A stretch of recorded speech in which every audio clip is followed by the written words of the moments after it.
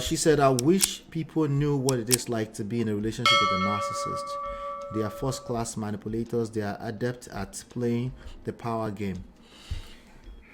I haven't proved it yet. I haven't proven it yet. Um, I'm willing to argue and go into studies to prove that we're all narcissistic in one way, shape, or the other. We have one trait or two or three that we're carrying, right? Because at the end of it, it kind of like goes back to, if you notice what people call narcissism, it's some kind of selfish move or ways of manipulating, trying to be controlling, directly or indirectly. But when we do get to it, we'll get to it. Just to maybe we can slow down a little bit on the narcissism thing. I do think it's real.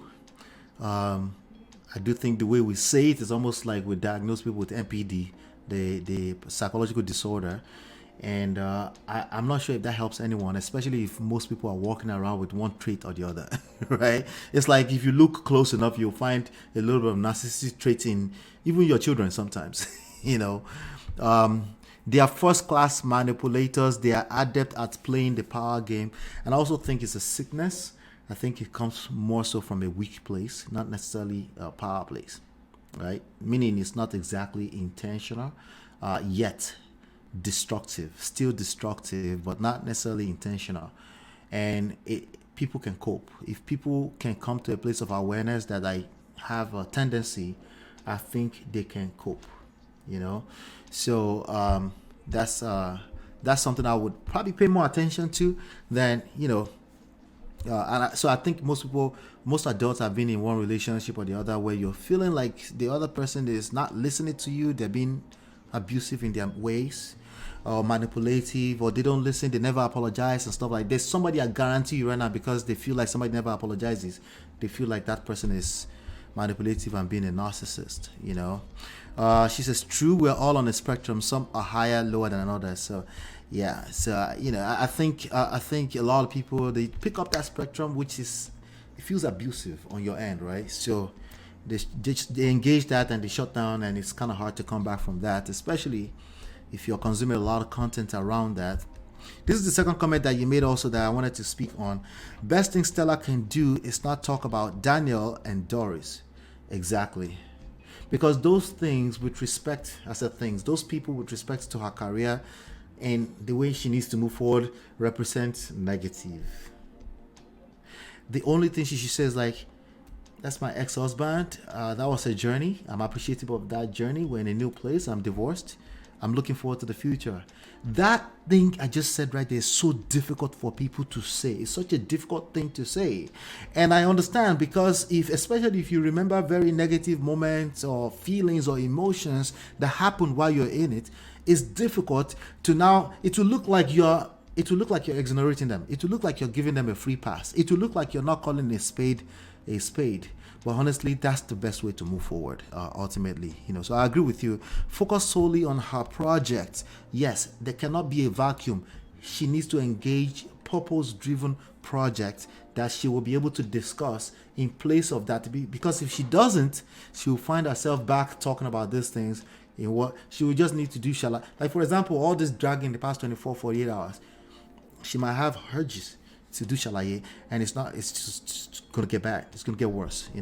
She might not get the love of the public back, but she will get her respect, and that's all that really matters. Because these people don't know you anyway, right?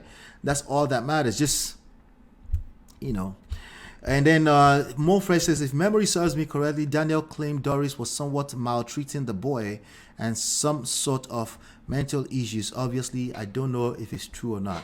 Yeah, I think Toby mentioned that earlier too, that he said there must have been some things before.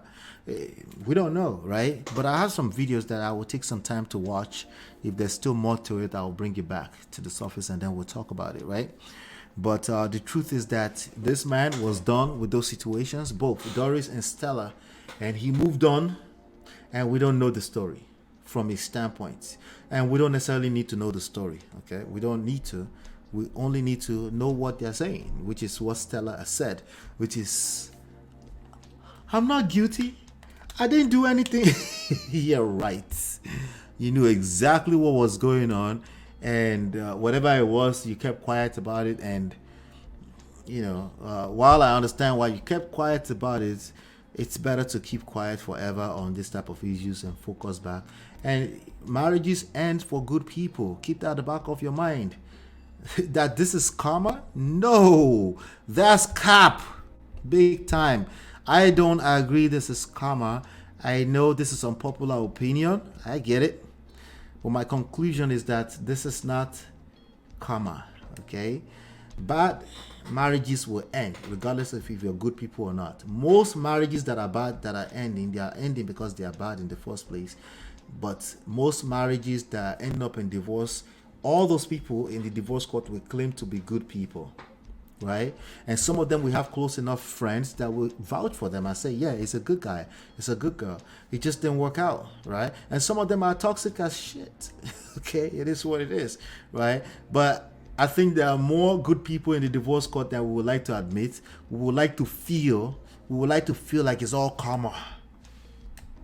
That's not how this world works. The way the world works is power. Okay? The best player always win. Being the worst player on the field doesn't mean you're a bad person. You just don't know what you don't know. The psychology plays a role, obviously, mental, emotional, right? The social environment that we live in, the kind of influences you have that surrounds you, the one you have on other people, right? And so many variables. There's just too many things, right? Don't allow these pastors to keep using you to eat because you are praying for someone to catch karma. That's all I'm telling you. Okay? Because there's always a market for that too. But you can rise above that and just focus on your own life and choose to make the most out of your own life. Focus on your own life. Make the cards you are dealt. At the end of the day, you have limited time here. Okay? You have limited time here. Don't spend it waiting on karma or waiting for karma. If you don't catch the karma when it gets here, it's pointless. If we can have a few questions around what you consider karma, it becomes pointless outside of just the cruise of this content, right? It becomes pointless, okay? But karma consumes energy. Waiting for karma will consume your energy. It's energy away from other things you can focus on. Just be okay with life sometimes. Life happenings. Marriage ended. It didn't work out. Yes, it's my fourth, fifth, sixth marriage. It is what it is. I'm good at attracting people. I'm terrible at keeping them, right? Custody issues. Unfortunately, that will affect the children, but that's part of life. The only thing you can control is what are you going to do with what you have today? What are you going to do? And are you spending too much energy trying to police your environment, trying to be a moral police? It's just a question that you should ask yourself. Make sure you're not doing that, right? Because that's energy away from building yourself, right? So that's all I have for you today.